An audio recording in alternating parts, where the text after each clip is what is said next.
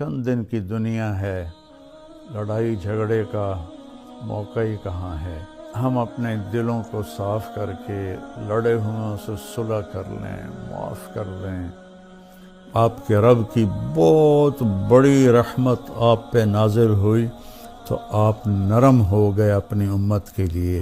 اگر آپ کی زبان کا بول سخت ہوتا اور مزاج میں شدت ہوتی تو ان کے بارے میں اللہ کہہ رہا ہے یہ سارے بھاگ جاتے، آپ کو چھوڑ جاتے۔ میرے اللہ نے فرعون کے پاس موسیٰ علیہ السلام کو بھیجا۔ فرعون سے بڑا مجرم شاید ہی کوئی ہو جس نے کہا انا ربکم الاعلی۔ تو اللہ نے دونوں بھائیوں سے فرمایا فقولا لہ قولا لینا، کہ موسیٰ ہارون فرعون کے ساتھ نرم لہجے میں بات۔ الرحمن الرحیم، الصلاۃ والسلام علی رسولہ الکریم، اما بعد۔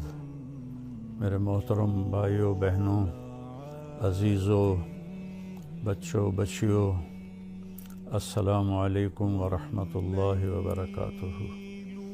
رمضان روزہ بہت بڑا عمل ہے۔ اللہ تعالیٰ نے فرمایا کہ روزے کا بدلہ میں خود ہوں، اور ایک جگہ فرمایا کہ میرے نبی نے کہ کوئی جانتا ہی نہیں ہے کہ روزے کا ثواب اللہ نے کیا رکھا ہے۔ تو اللہ ہمیں توفیق دے روزے رکھنے کی۔ تو اس سے پہلے ہم اپنے دلوں کو صاف کر لیں۔ کسی کی نفرت ہے اس کو صاف کر دیں، بغض ہے، حسد ہے، کینہ ہے۔ کینہ ہوتا ہے کسی کو نقصان پہنچانے کی نیت، یہ بغض سے زیادہ بڑی چیز ہے۔ تو اس قسم کی جتنے بھی ہمارے دل میں منفی چیزیں ہیں، یہ ہم اللہ سے مانگ کے اپنے دل کو صاف کر دیں تاکہ ہمارے روزے قبول ہوں۔ اور خاص طور پر اگر ماں باپ کی نافرمانی ہے تو رمضان میں اس کی بخشش نہیں ہوتی۔ ماں باپ کے پاؤں پکڑ کے معافی مانگ لیں۔ اگر شراب کی عادت ہے تو شرابی کی بھی بخشش نہیں ہوتی، توبہ کر لے تو سب معاف ہے۔ تو اس سے بھی ہم توبہ کریں۔ اور رشتہ داروں سے برا سلوک ہے تو اس سے بھی ہم توبہ کریں اور ان سے ملیں، جا کر جھک جائیں۔ اور جھک جانے میں اللہ نے عزت رکھی ہے۔ اور کسی کے بارے میں دل میں کینہ ہے، یعنی اس کو نقصان پہنچانے کی نیت اور ارادہ ہے، اس سے بھی توبہ کریں تو انشاءاللہ ہمارے روزے اللہ کی بارگاہ میں قبول ہوں گے۔ آخری رات اللہ فرماتے ہیں کہ دن کے روزے اور رات کے قیام کی وجہ سے میں نے ان کے سارے گناہ معاف کر دیے۔ اور اللہ تعالیٰ نے ہر امت پہ روزہ فرض کیا ہے۔ ہمارے لیے روزہ آسان کیا ہے کہ ہمارے لیے سحری بھی ہے اور ہمارے لیے افطاری بھی ہے۔ تو اہتمام سے ہم ان روزے رکھیں اور کوشش کریں کہ پیٹ بھر کے نہ کھائیں تاکہ جسمانی فائدہ بھی ہو، روحانی فائدہ بھی ہو۔ اگر ایک مہینہ پورا ہم اس طرح روزہ رکھیں کہ ہمیں ظہر سے بھوک لگنی شروع ہو جائے تو پورے مہینے میں ہمارے جسم کے اندر جتنی بھی کثافتیں اور غلط چیزیں جمع ہیں وہ ساری دھل جاتی ہیں اور صاف ہو جاتی ہیں۔ تو رمضان کا مطلب ہے جل جانا۔ تو رمضان اور جل جانا اور روزہ، اس میں مناسبت یہ ہے کہ جوں انسان روزے رکھتا چلا جاتا ہے اللہ اس کے گناہوں کو جلاتا جاتا ہے، یہاں تک کہ آخری رات اس کے سارے گناہ جلا کے اسے پاک اور صاف کر دیتا ہے۔ تو ہم اپنے دلوں کو صاف کر کے لڑے ہوئوں سے صلح کر لیں، معاف کر دیں۔ چند دن کی دنیا ہے، لڑائی جھگڑے کا موقع ہی کہاں ہے۔ چند صبحیں ہیں، چند شامیں ہیں، بہت سی بیت گئیں، تھوڑی باقی ہیں۔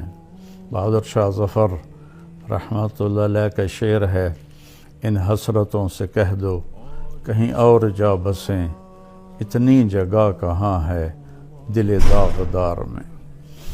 تو دل داغدار میں اللہ کی محبت اور اللہ کے رسول کی محبت اور اللہ کے بندوں سے محبت اپنائیں، تاکہ ہمارا ہر عمل قبول ہو اور اللہ تعالی ہم سے راضی ہو۔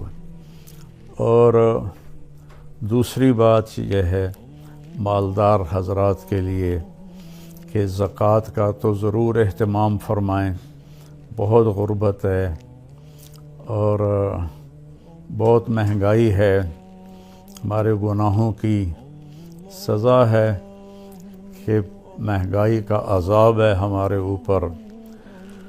جو اللہ ہی ٹالے تو ٹالے، تو ہم سب اللہ کی بارگاہ میں توبہ کریں اور کھل کے مال خرچ کریں، زکوٰۃ بھی دیں، زکوٰۃ سے بڑھ کر بھی دیں، اور ڈھونڈ ڈھونڈ کر خاص طور پر ان لوگوں کو جو سوال نہیں کرتے اور گھر میں فاقہ ہے، انہیں تلاش کر کر کے ہم اپنا مال خرچ کریں، کہ جو ہم نے خرچ کر دیا وہ ہمارا ہو گیا، جو ہم نے بچا کے جمع کر لیا وہ مرتے ہی پرایا ہو گیا، پتہ نہیں اولاد کا ہے یا کس کا ہے۔ تو زیادہ سے زیادہ اللہ کے نام پر مال خرچ کریں، غریبوں کو ان کو ڈھونڈ کر، مریضوں کو، روزہ رکھنے والے روزہ رکھ نہیں سکتے ان کو ان کی امداد کریں۔ ہماری فاؤنڈیشن بھی اس میں بہت اللہ کے فضل سے کام کر رہی ہے، تو ہمارا بھی کچھ تعاون فرمائیں فاؤنڈیشن کا، تو اللہ تعالیٰ آپ کے اس مال کو جہنم سے بچاؤ کا ذریعہ بنائے گا۔ تیسری بات یہ کرنی ہے کہ ایک اپنی زبان کو لگام دینا سیکھ لیں، کہ اس زبان سے میرے نبی نے حضرت معاذ ابن جبل سے فرمایا، معاذ الا انبئک بملاک ھذا کلہ، معاذ میں تمہیں لمبی چوڑی نصیحت فرمائی تھی، کہ ساری نصیحت کا میں تمہیں خلاصہ بتاؤں؟ انہوں نے کہا اجل یا رسول اللہ، ضرور یا رسول اللہ۔ تو فأحوى بإصبعيه إلى لسانه، تو اپنی زبان کو باہر نکالا اور یوں کینچی بنائی اور اس کو یوں پکڑا، اور پھر فرمایا کف ھذا، اے معاذ اپنی زبان پہ قابو رکھنا۔ وہ کہنے لگے یا رسول اللہ انؤاخذ بما نقول، جو ہم بولتے ہیں اس کا بھی حساب ہے؟ تو آپ نے فرمایا سکلت کا امک یبن جبل، ارے جبل کے بیٹے تیری ماں تجھے روئے۔ وَهَلْ يَكُبُّ النَّاسَ فِي نَارِ جَهَنَّمَ إِلَّا حَصَائِدُ أَلْسِنَتِهِمْ، تمہیں پتہ ہے سب سے زیادہ جہنم میں دھکا دینے والی اس زبان ہوگی، اس کا گندا بول، گالی گلوچ، غیبت، جھوٹ، بہتان، نفرت کے انداز میں بولنا، حقارت کے انداز میں بولنا، ملازموں کے ساتھ گالی گلوچ کرنا، آپس میں گالی گلوچ کرنا، اور خاص طور پر میں جو حضرات یوٹیوب پر بیٹھ کے دین کے درس دے رہے ہیں ان کے آگے ہاتھ جوڑتا ہوں، اللہ کے واسطے اپنی زبان ٹھیک کرو، اپنی زبان ٹھیک کرو، اپنی زبان ٹھیک کرو۔ ایسے میرے نبی کے بارے میں آتا ہے ما کان فاحشا متفحشا، میرے نبی کبھی بھی بدخوئی اور بد کلامی کرنے والے نہیں تھے، اور میرے اللہ نے فرمایا فَبِمَا رَحْمَةٍ مِّنَ اللَّهِ لِنْتَ لَهُمْ وَلَوْ كُنْتَ فَظًّا غَلِيظَ الْقَلْبِ لَانفَضُّوا مِنْ حَوْلِكَ، میرے محبوب آپ کے رب کی بہت بڑی رحمت آپ پہ نازل ہوئی تو آپ نرم ہو گئے اپنی امت کے لیے۔ اگر آپ کی زبان کا بول سخت ہوتا اور مزاج میں شدت ہوتی تو لنفضوا، افراتفری میں جب لوگ بھاگتے ہیں نا تو اس کو انفزاز کہتے ہیں۔ جیسے کہیں کوئی دھماکہ ہو جائے تو لوگ افراتفری میں بھاگتے ہیں جدھر جس کا منہ ہوتا ہے۔ تو اللہ تعالیٰ فرما رہے ہیں یہ صحابہ جن کے بارے میں اللہ نے کہا کلن وعد اللہ الحسنی، میرے محبوب تیرے صحابہ کے لیے تیرے رب کا جنت کا وعدہ ہے، اور جن کے لیے حسنہ کا وعدہ ہے ان کے لیے دوسری آیت کہتی ہے ان الذین سبقت لهم من الحسنی اولئک عنہا مبعدون، جن کے لیے ہم نے حسنہ کا وعدہ کر دیا وہ جہنم سے بہت دور ہیں، لا یسمعون حسیسہا، وہ اس کی آہٹ بھی نہیں سنیں گے، وہم فی ما اشتہت انفسہم خالدون، اور وہ جنت کی من چاہی نعمتوں میں ہمیشہ کی زندگی گزاریں گے۔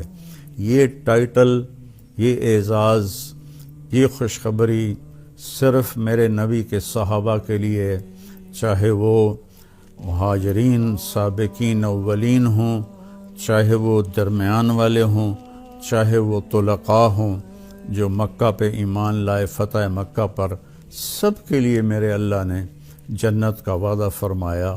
تو ان کے بارے میں اللہ کہہ رہا ہے یہ سارے بھاگ جاتے آپ کو چھوڑ جاتے۔ تو بھائیو اکثر جو میں تو سنتا ہی نہیں ہوں، میرے سر میں درد رہتا ہے، لیکن کبھی کبھار کان میں پڑ جاتی ہے بات تو اتنا شدید لہجہ ہوتا ہے اور اتنا حقارت آمیز لہجہ ہوتا ہے اور اتنا نفرت سے بھرا ہوا ہوتا ہے، خاص طور پر مذہبی معاملات میں اور اختلافی مسائل میں اس قدر وہ آتش فشاں پہاڑ بن جاتے ہیں کہ ان کے منہ سے آگ نکلتی ہے۔ تو میرے نبی کی زندگی سیکھو کہ آپ نے کس طرح نرم رویے سے عرب کے سارے بت پرستوں کو رام کیا، اور اللہ تعالیٰ نے فرمایا کہ جاہد الکفار والمنافقین واغلظ علیہم، ان کے ساتھ آپ جہاد کریں، منافق اور کفار کے ساتھ، اور ان پر شدت اختیار کریں۔ لیکن آپ دیکھیں سیرت النبی میں کہ آپ نے عبداللہ بن ابی کو بھی کبھی برا نہیں فرمایا اور منافقین کو بھی کبھی برا نہیں فرمایا، اور آپ کی زبان سے کسی کے لیے دکھ بھرا بول نہیں نکلا۔ تو میں سارے بھائی بہنوں سے کہتا ہوں یہ وبا، یہ بلا ہمارے گھروں میں ہے، عورتوں میں ہے، مردوں میں ہے۔ صرف خطیبوں کی بات نہیں کر رہا، خطیب چونکہ ممبر پہ لوگوں کو خطاب کر رہا ہوتا ہے یا وہ یوٹیوب پہ لوگوں کو خطاب کر رہا ہوتا ہے، تو اس کی زبان میں اگر زہر ہو تو وہ کیا دین کا کام کر رہا ہے؟ وہ کوئی اور ہی کر رہا ہے، دین کا کام نہیں کر رہا ہے۔ میرے نبی نے، میرے اللہ نے فرعون کے پاس موسیٰ علیہ السلام کو بھیجا۔ فرعون سے بڑا مجرم شاید ہی کوئی ہو جس نے کہا انا ربکم الاعلی، تو اللہ نے دونوں بھائیوں سے فرمایا فقولا لہ قولا لینا، کہ موسیٰ ہارون فرعون کے ساتھ نرم لہجے میں بات کرنا۔ آپ اپنے اختلاف کو ظاہر کریں، لیکن اوروں کے یہ نفرت کا بول اور حقارت کا بول، یہ اللہ کے ہاں بالکل پسندیدہ نہیں، اور اس بول میں، اس لہجے میں بات کرنا یہ کوئی دین کی بات نہیں ہے، یہ نفس کی شرارت ہے۔ تو میری آپ سے گزارش ہے میٹھا بول بولیں، اگلے کو عزت دیتے ہوئے اختلاف رائے کریں، نہ کہ نفرت و حقارت کے شعلے برساتی ہوئی زبان ہو اور اگلوں کا دل چیر کے رکھ دے، اور سارے گھر میں مستورات اور مرد سب سے کہتا ہوں کہ اپنی زبان کے بول کو میٹھا کر لیں، اپنے نوکروں نوکرانیوں کے ساتھ خاص طور پر درگزر اور نرمی کا معاملہ کریں، سختی کا معاملہ نہ کریں۔ ایک صحابی نے آ کر کہا، یا رسول اللہ، میرا خادم ہے، غلام، وہ غلط کام کرتا ہے تو میں اس کی پٹائی کرتا ہوں، تو اس کا کیا معاملہ ہوگا آخرت میں؟ آپ نے فرمایا، تیری پٹائی کو اور اس کی غلطی کو تولا جائے گا، اگر تیری پٹائی بڑھ گئی تو تو پکڑا جائے گا۔ اور تو وہ زارو قطار رونے لگے اور کہنے لگے، یا رسول اللہ، اس کا یہی علاج ہے کہ میں اسے آزاد کر دوں۔ تو انہوں نے اپنے غلام کو آزاد کر دیا۔ تو میری منت ہے، اپنے بچوں کے ساتھ کبھی طنز والا بول نہ بولیں، بیوی کے ساتھ کبھی طنزیہ بول نہ بولیں، طنز مار دیتا ہے، تانا مار دیتا ہے۔ اپنے خامند کے ساتھ کبھی طنزیہ بول نہ بولیں، ماں باپ کے ساتھ خاص طور پر کبھی ایسا بول نہ بولیں کہ ان کے آنسو نکل آئیں یا ان کا دل ٹوٹ جائے۔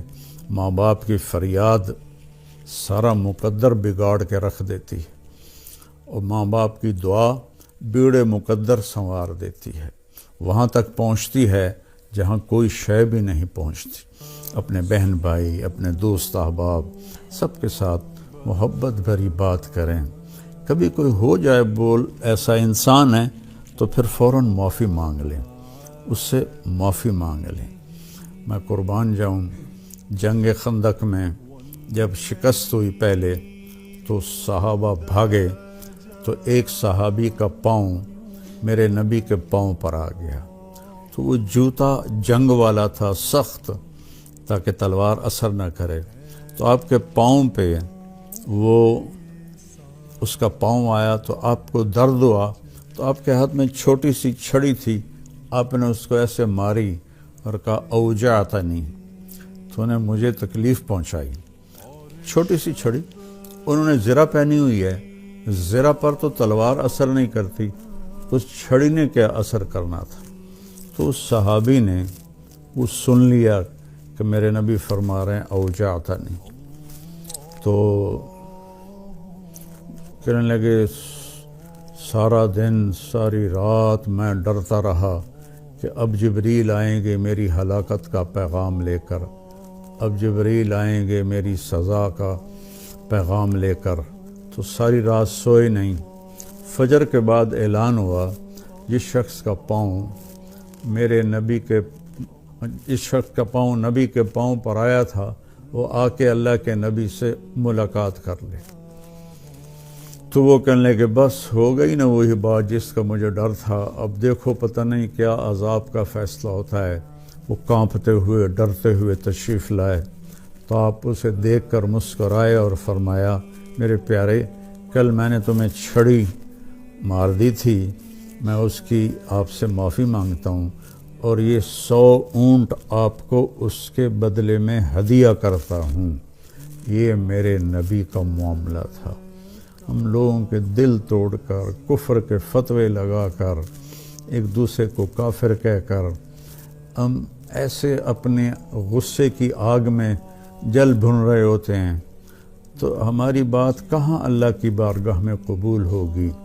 تو بھائیو، اختلاف کے بھی آداب سیکھو، اختلاف رائے کے بھی آداب سیکھو، اور بولنے کے بھی آداب سیکھو کہ ماں باپ سے کیسے بولنا ہے، بیوی سے، بچوں سے، خامن سے، بہن بھائیوں سے، اپنوں سے، غیروں سے، کوئی ایسا بول نہ نکلے۔ ابو دجانہ رضی اللہ تعالیٰ عنہ بہت بڑے صحابی ہیں، تو وہ فرمانے لگے ایک دن کہ میں تمہیں بتاؤں، میری بخشش کا سب سے بڑا عمل یہ ہے کہ میری زبان سے کسی کو دکھ نہیں پہنچا اور میرے دل میں کسی کے لیے نفرت نہیں ہے۔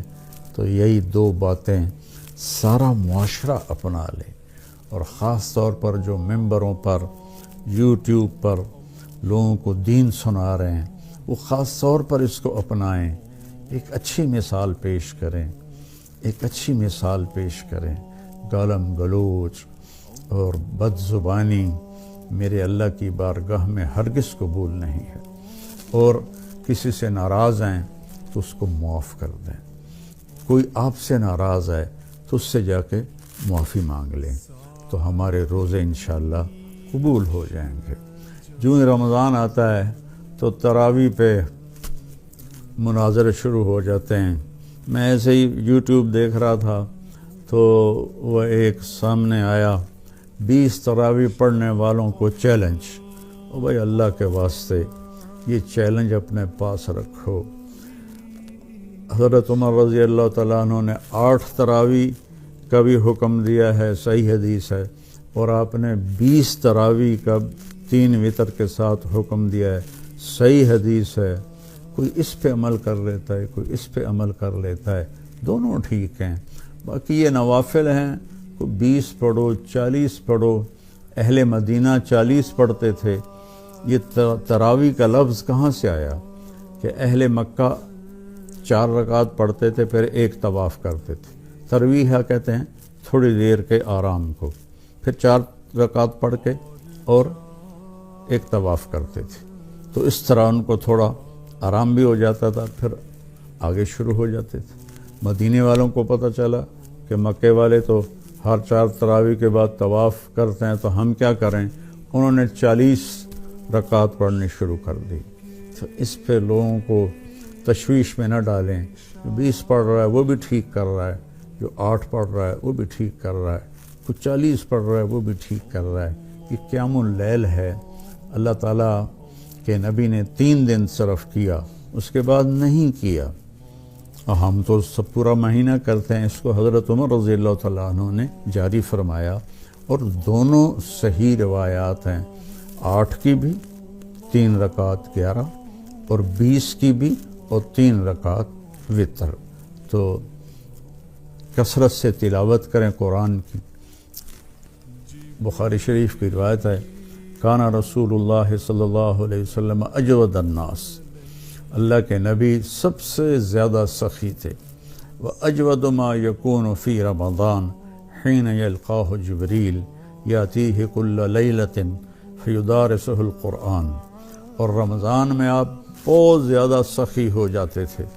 جب جبریل آتے تھے روزانہ رات کو آپ جبریل کے ساتھ قرآن کا دور فرماتے تھے.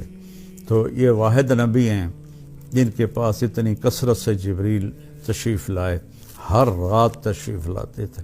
میرے نبی کو 9 رمضان ملے تو ہر رات کو، اور آخری رمضان میں 2 دفعہ آتے تھے. 2 دفعہ قرآن کا دور ہوا آپ کا جبریل کے ساتھ. اور فرمایا ولا رسول اللہ صلی اللہ علیہ وسلم اجود بالخیر من رمضان من الریح المرسلہ، کہ اللہ کے نبی رمضان میں جبریل کے ملنے پر تیز ہوا سے بھی زیادہ آپ کی سخاوت ہوتی تھی. تو میں مالداروں سے کہتا ہوں سخی بنیں. صرف زکوٰۃ دے کے مطمئن نہ ہوں، زکوٰۃ سے اوپر بھی خرچ کریں. اللہ آپ کا رزق بڑھائے گا. اللہ مجھے آپ کو توفیق نصیب فرمائے.